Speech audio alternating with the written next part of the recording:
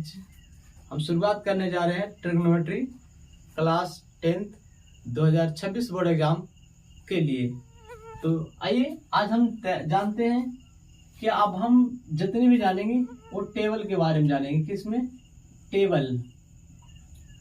अब ये टेबल का है तो इसका हम मान सारणी, क्या? मान सारणी। अब हम मान सारणी के बारे में डिस्कस करने वाले हैं। टेबल। अब इस मान सारणी में क्या होने वाला है, तो हम पहले इसका हम फार्मूलेट देख लेते हैं कि कितने डिग्री का एंगल होता है। तो सबसे पहले से याद करने के लिए आप सभी के शानदार ट्रिक होनी चाहिए। सबसे पहले आप सभी से एक बार रिक्वेस्ट है कि ज्यामिति का प्रयोग कर। पहला हमारा जो कंडीशन होगा कि ज्यामिति का प्रयोग कर आप साइन 45 का मान, कॉस 45 का मान, tan 45 का मान और कॉट 45, सेक 45 और कौसेक 45 का मान ज्ञात करने के लिए हम सिखाने वाले हैं। उसके बाद हम चलेंगे मान सारणी कैसे तैयार किया जाता है, उन सभी वैल्यू को एक जगह कैसे रखकर याद किया जाता है। तो आए शानदार से वीडियो में तो हम कहेंगे ज्यामिति का प्रयोग कर।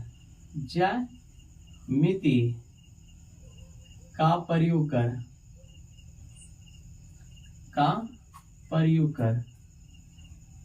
45 डिग्री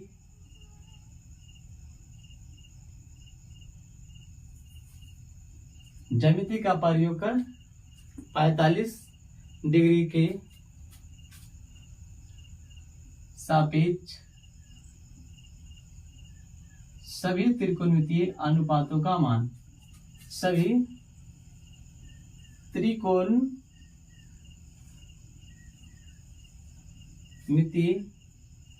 अनुपातों का मान।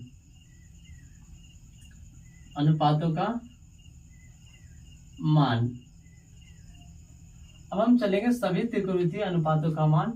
तो ये 45 डिग्री का मान निकालने वाले हैं। कितना डिग्री? 45 डिग्री। जैसे साइन 45 हो गया, उन सभी का मान हम ज्ञात करने वाले। तो सबसे पहले हम एक त्रिभुज लेंगे, समकोण त्रिभुज की रचना करेंगे। कौन सा त्रिभुज की रचना करेंगे? एक समकोण त्रिभुज की रचना करेंगे जिसका कोण भी समकोण मान लिया जाए और ए और सी जो कोण होगा ये न्यून कोण है। कौन सा कोण है? ये न्यून कोण है, दोनों कोण। और ये राइट एंगल ट्रायंगल है, समकोण त्रिभुज है। अब इस समकोण त्रिभुज में हम चलने वाले हैं। तो अगर हम यहाँ से लिखेंगे, चूंकि त्रिभुज ABC में कोण B बराबर 90 डिग्री। कितना? 90 डिग्री। अब ये कोण B 90 डिग्री और कोई एक कोण 45 डिग्री ले लेते हैं, क्योंकि 45 डिग्री के सापेक्ष हम ज्ञात करेंगे। और कोण BCA = 45 डिग्री। अगर एक कोण 45 ले लिए तो अन्य कोण भी 45 डिग्री होगा ना हो, और इतना 45 है तो अन्य कोण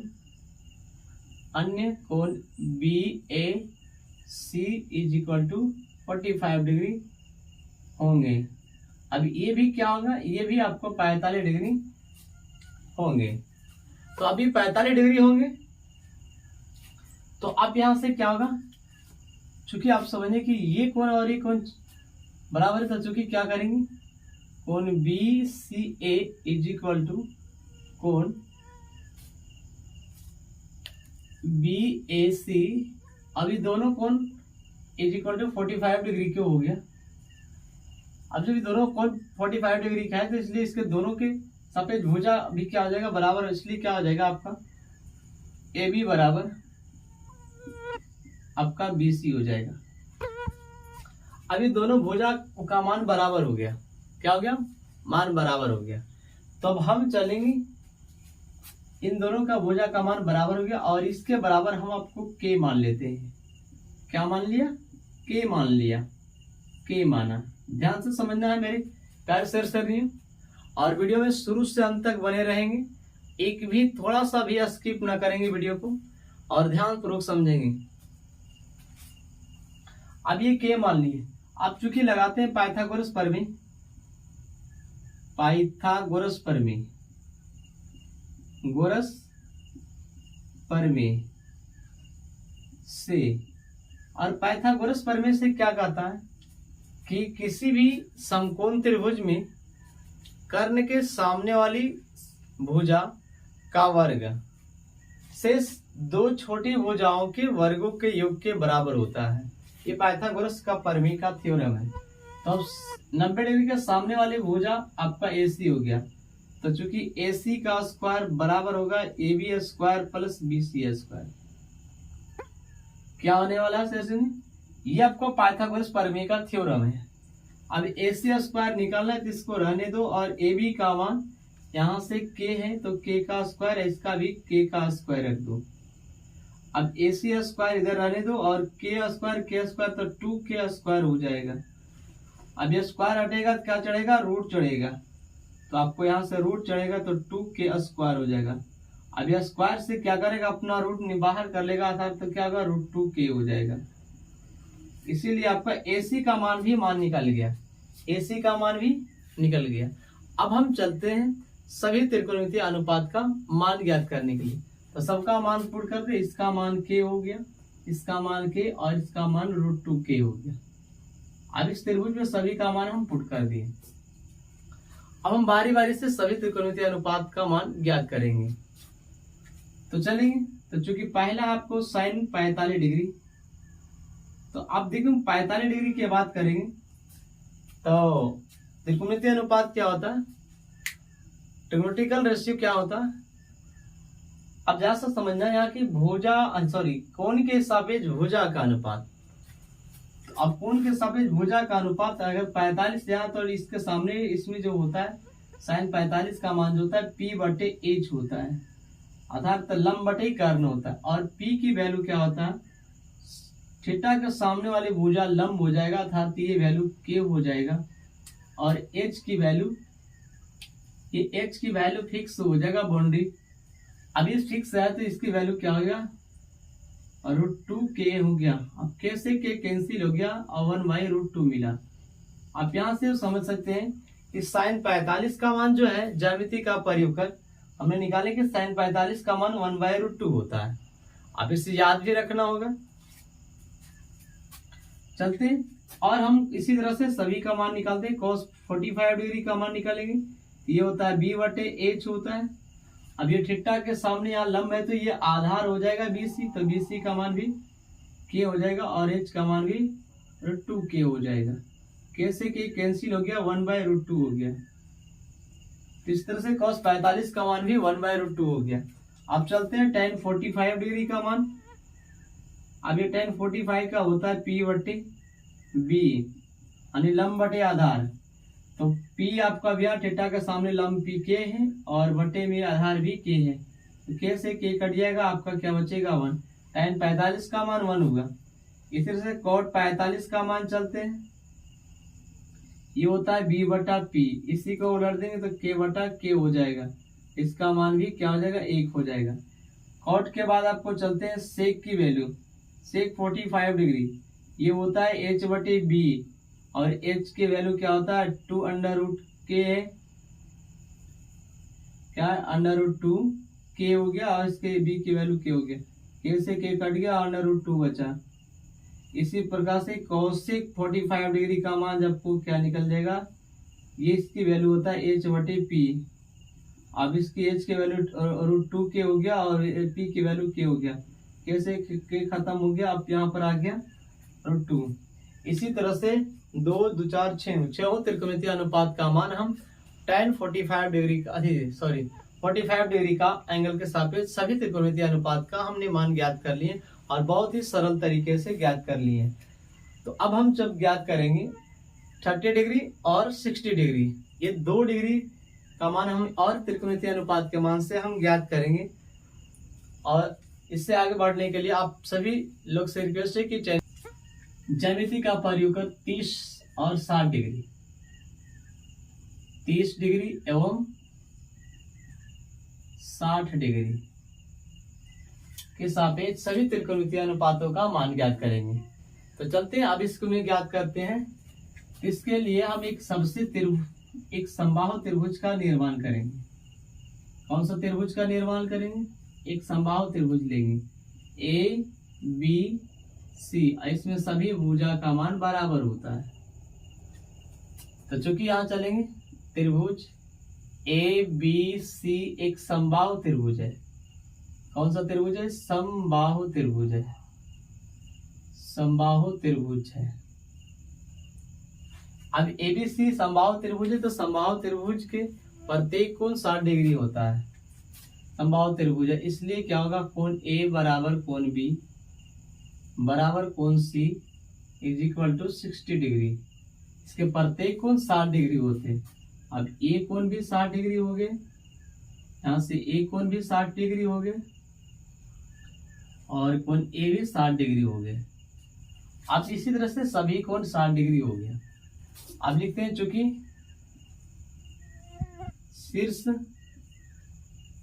ए से एडी लंब बीसी खींचा। अब हम क्या क्या करेंगे? एक इसमें रचना करेंगे, इस त्रिभुज में हम रचना कर लेंगे। क्या रचना करने वाले? कोण ए से बीसी पर लंब डाल दिया अपने बीडी, ये 90 डिग्री हो गया यहाँ पर। अब ये जब ये 90 डिग्री हो गया तो अब त्रिभुज इसमें और इसमें चलेंगे, क्योंकि इसमें अगर ये 60 डिग्री है तो अभी ये जो क्या होगा? कोण समद्विभाजक भी यही होता है। तो इसमें अब ये जो बन गया आपका 30 डिग्री चल गया।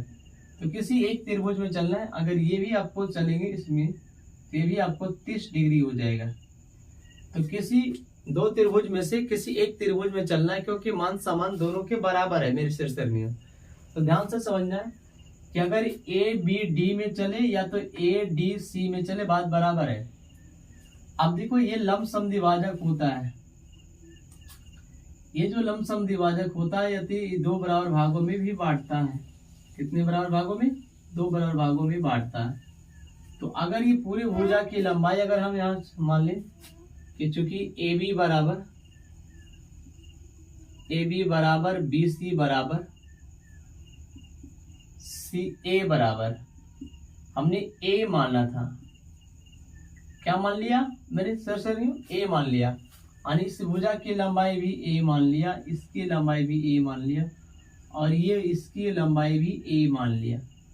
अब ध्यान से समझना है, अब जब ये लंब खींचा तो ये लंब समद्विभाजक भी होता है समबाहु त्रिभुज में, कोण समद्विभाजक भी होता है, माध्यिका भी होता है, तो सब यही होता है। इसलिए इसे 2 बराबर भागों में बढ़ जाएगा a/2 और a/2 में ये बढ़ जाएगा, आधा आधा भागों में बढ़ जाएगा।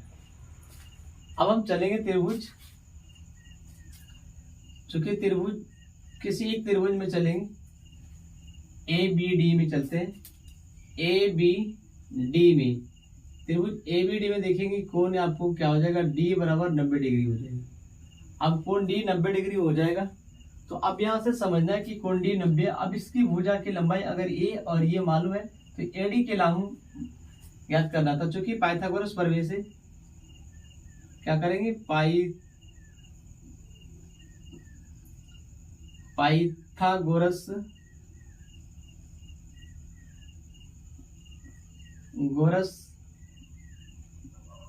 प्रमेय से, पाइथागोरस प्रमेय से क्या है कि आपको 90 डिग्री के सामने यहाँ पर ये हो जाएगा ए बी का स्क्वायर, चूंकि यहाँ पर ए बी स्क्वायर क्या हो जाएगा? ए बी स्क्वायर बराबर B D square plus A D square. अब ए बी का मान ए का स्क्वायर, बी डी का मान a/2 का स्क्वायर और प्लस ए डी का मान निकालना है, ए डी का स्क्वायर। तो अब आगे बढ़ते हैं, ए स्क्वायर ये प्लस में इधर आएगा तो माइनस में ए स्क्वायर और 2 का स्क्वायर 4 हो जाएगा और यहाँ बट्टा में कुछ नहीं तो 1 हो जाएगा। इधर क्या बचेगा? ए डी का स्क्वायर, 4 एलसीएम हो जाएगा यहाँ पर, या तो 4 एकम 4 हो जाएगा यहाँ से और ये ए स्क्वायर हो जाएगा और यहाँ से ए डी स्क्वायर हो जाएगा। ये 4a स्क्वायर में से a स्क्वायर जाएगा, 3a स्क्वायर बचेगा और बटे में आपका 4 बचेगा और ये आपका ad स्क्वायर हो जाएगा।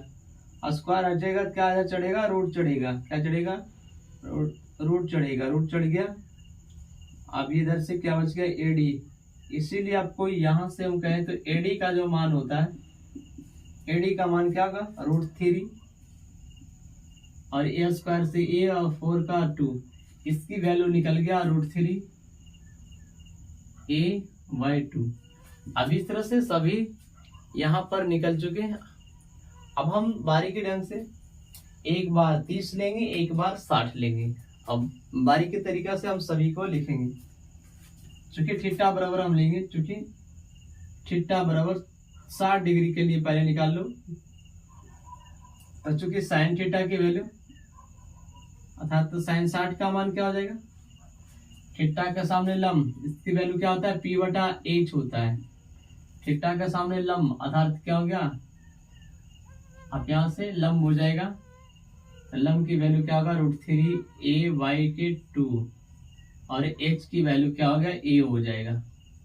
तो a से कट गया, आपका बच्चा कितना, √3/2 अर्थात साइन 60 का मान जो होता है मेरे शीर्षर्णीय √3/2 होता है। इसी तरह से cos 60 का मान निकालेंगे। किसके मान निकालेंगे, cos 60 का मान निकालेंगे। इसका जो होता है b/h होता है।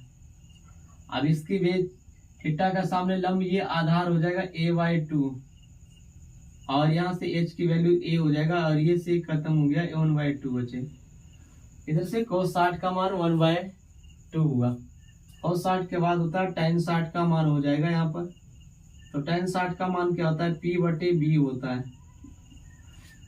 तो अब p की वैल्यू क्या, थीटा के सामने p की वैल्यू क्या, √3 a/2 हो गया और यहाँ से b की वैल्यू क्या हो गया, a/2, तो a हो गया y/2 हो जाएगा। तो a से a खत्म हो गया, 2 से 2 खत्म हो गया, बचा कितना, √3।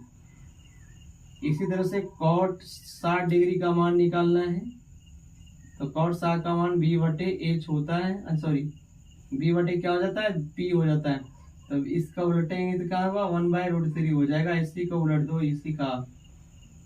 और इसके बाद सेक का मान निकालेंगे, सेक 60 डिग्री का मान।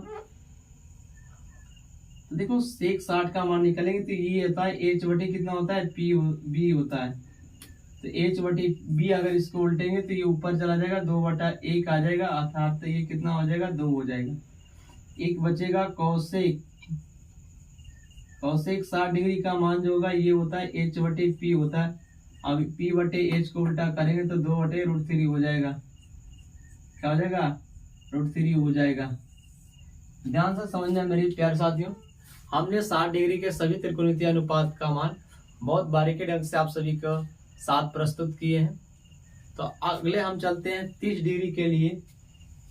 अब हम कितने डिग्री चलते हैं, 30 डिग्री के लिए। 30 डिग्री के लिए अब सभी त्रिकोणमितीय अनुपात का मान हम निकालने जा रहे हैं। ध्यान से समझना है मेरे शेयर और वीडियो को इतना शेयर करना है, इतना शेयर करने हैं कि हर एक बच्चा भी ट्रिगोनोमेट्री सीख सके। चलते हैं हम साइन 30 डिग्री का मान निकालते हैं। 30 का मान आपको क्या हो जाएगा, यहाँ से साइन 30 का मान p/h ही होता है। तो अब हमने यहाँ पर ये लिया 30 के सामने, तो अब इसके सामने आपको ये हो जाएगा आपका लंब। क्या हो जाएगा, ये लंब। तो ये लंब क्या हो जाएगा, a/2 हो जाएगा और h की वैल्यू क्या हो जाएगा, ये h आपका फिक्स होता है, ये आपका कर्ण फिक्स है, तो h की वैल्यू आपका a हो जाएगा। तो a से a कट जाएगा तो क्या बचेगा, 1/2 बच गया। इसी तरह से cos 30 का मान आपका यहाँ से निकालते हैं। तो cos 30 का मान क्या होगा, cos 30 यहाँ से लंब, तो आधार ये हो जाएगा, आधार कितना हो जाएगा, √3a/2 और कर्ण आपको क्या हो जाएगा, a हो जाएगा, a। तो a से a कट जाएगा, क्या बचा, √3/2। tan 30 का मान आपको क्या हो जाएगा यहाँ से, तो ये p/h, तो थीटा के सामने आपको लंब हो जाएगा और a/2 हो जाएगा। और आपका b की वैल्यू क्या होगा, इसके सामने ये हो जाएगा, तो b की वैल्यू क्या होगा, √3a और बटे में 2 हो जाएगा। तो 2 से 2 कट गया, a से a कट गया, बचा क्या, 1/√3। इसी तरह से आपको cot 30 का मान निकालना है। तो ये cot 30 का मान इसका उल्टा होता है। cot का मान क्या होता है, उल्टा होता है। तो ये इसका उलट दो तो क्या हो जाएगा, √3/1 अर्थात तो कितना हो जाएगा, √3 हो जाएगा। सेक निकालो। पहले क्या निकाल लेते हैं, सेक थीटा की वैल्यू निकाले। सेक थीटा के स्थान पर 30 डिग्री है तो सेक 30 का मान निकाल लेते हैं। देखो सेक 30 का मान थीटा के सामने ये आपको क्या लंब होता है, आपको आधार चाहिए, आधार वर्टिकल, तो आपको इसको उल्टेंगे तो क्या हो जाएगा, इसे को उल्टेंगे तो क्या होगा, 2/√3 हो जाएगा, 2/√3 हो जाएगा। अब इसी तरह से कौशिक को हम निकालेंगे, कौशिक 30 डिग्री का मान निकालेंगे तो ये उल्टा होगा अर्थात ये 2 हो जाएगा। इसी तरह से आप इसका मान निकाल सकते हैं रख के, ये h की वैल्यू आपको a हो जाएगा और ये 2 ऊपर जाएगा, √3 कट जाएगा ऐसे।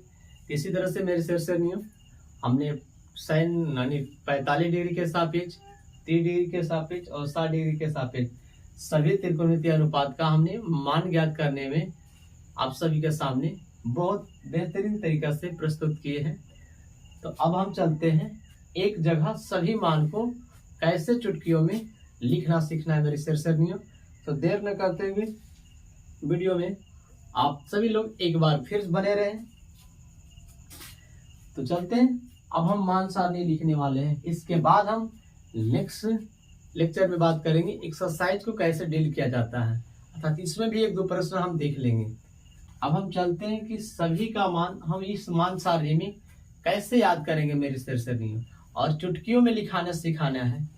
अब ये लिखाने के लिए सिखाना है चुटकियों में, और ये टेबल याद रहेगा तो आपको 8.2 ट्रिग्नोमेट्री को बेहतर तरीका समझ, जिससे आपको बोर्ड एग्जाम में कई बार इससे प्रश्न बहुत ज्यादा पूछे जाते हैं। तो चलते हैं, आपको लिखना सिखाते हैं। तो फटाफट वीडियो को लाइक शेयर करो और यहाँ पर लिखना शुरू करो चुटकियों में। चलते हैं, पहले आपको यहाँ पर लिखना है, गिनती शुरू करना है, यहाँ से 1 से शुरू करना है कि 0 से। आप ये समझना कि गिनती 1 से शुरू होती है, लेकिन हम यहाँ शुरुआत करेंगे पूर्ण संख्या से, होल नंबर से, अर्थात गिनती 0 से शुरू करेंगे।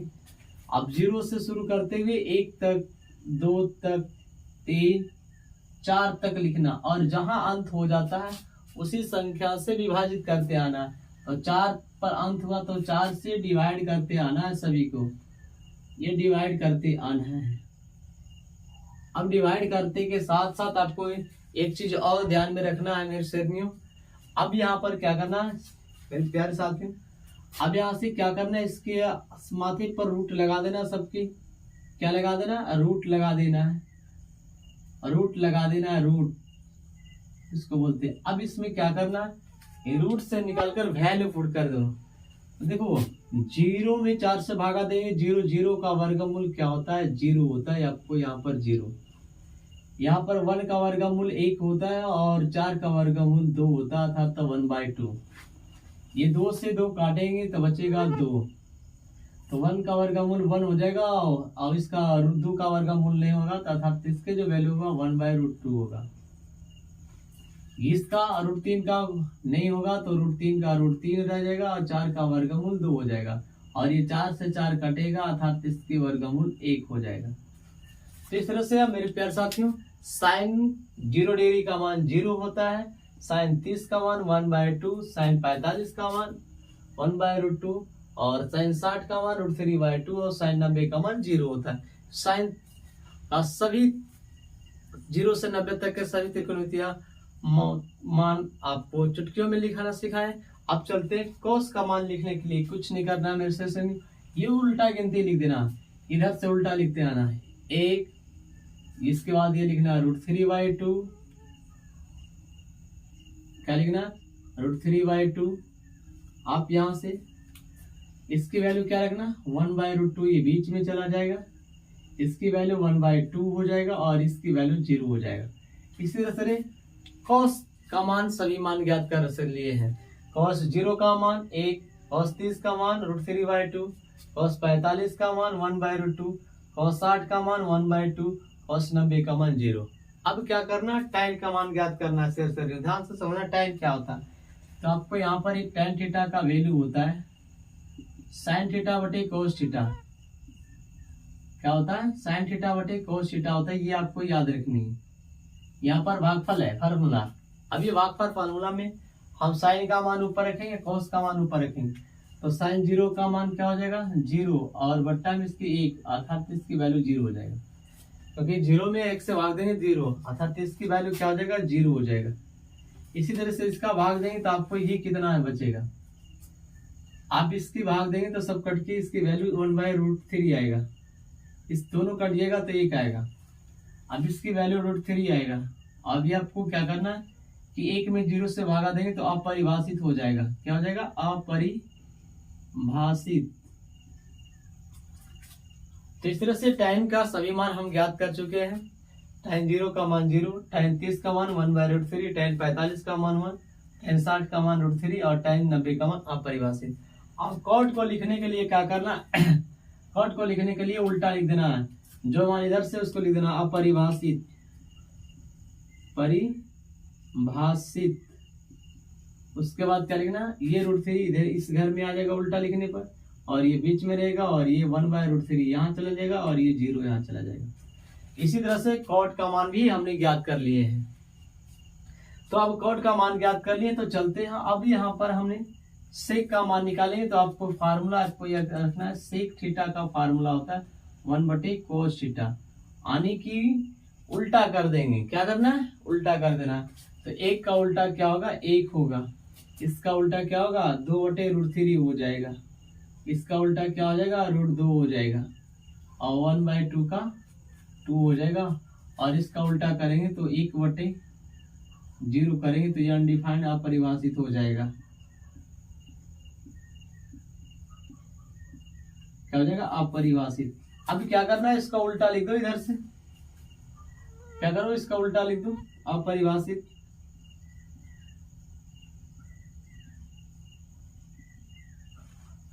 ये 2 हो जाएगा, यहाँ से √2 हो जाएगा, और ये 2/√3 हो जाएगा, और इधर से 1 हो जाएगा।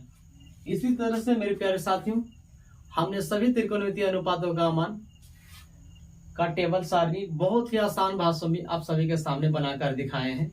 तो आप भी 1-2 बार देकर प्रयास कीजिए और मान सारणी को तैयार कीजिए। कुछ नहीं करना है, मान सारणी तैयार करने के लिए आप इस तरह से घर बना लेंगे।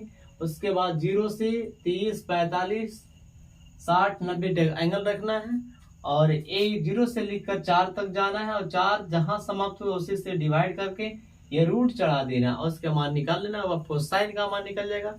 साइन का निकलने के बाद उसका उल्टा करेंगे, कॉस का निकलेगा, और साइन बटे कॉस करेंगे तो tan का निकलेगा। tan का उल्टा करेंगे कॉट का निकलेगा, और सेक का निकालने के लिए 1/cos करेंगे तो सेक निकल जाएगा। सेक निकल को उल्टा कर दोगे तो cos सेक निकल जाएगा। इसी तरह से आपको मान सारणी आपको याद रखना है। तो अब चलते थोड़ी सी इस पर। अगर मेरा वीडियो अच्छा लगा तो वीडियो को लाइक, शेयर तथा चैनल को सब्सक्राइब करें। जय हिंद, जय भारत।